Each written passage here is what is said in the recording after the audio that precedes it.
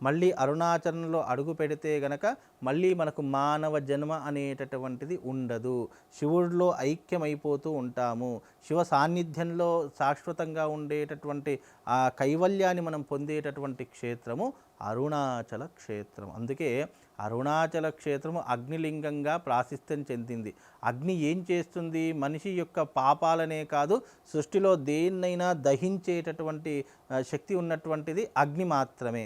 అందుకే అలాంటి అరుణాచల క్షేత్రంలో అడుగు పెట్టినంత మాత్రము చేత మన పాపాలన్నింటినీ కూడా దహింపజేసేటటువంటి క్షేత్రం ఆ యొక్క అరుణాచల క్షేత్రం. అందుకే ఆ అగ్నిలింగంగా ప్రాశస్త్యం చెందింది. ఎందుకు అని అంటే కనుక అగ్ని యొక్క తత్వము అనేక రకాలైనటువంటి చెడుని నాశనం చేయడానికి, అలాగే మనలో ఉన్నటువంటి అంధకారాన్ని, మనలో ఉన్నటువంటి చెడుని నాశనం చేసేటటువంటి క్షేత్రము అరుణాచల క్షేత్రం. అక్కడ మనలాంటి మనుషులే కాదు, ఎంతోమంది గొప్పనైనటువంటి వాళ్ళు, ఋషులు, మునులు, అలాగే రమణ మహర్షుల వారు ఎంతోమంది ముక్తిని పొందినటువంటి క్షేత్రంగా ప్రాశస్త్యం చెందినటువంటి క్షేత్రం అరుణాచల క్షేత్రం.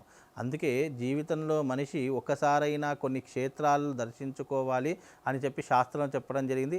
అందులో ఒక క్షేత్రం అరుణాచల క్షేత్రము.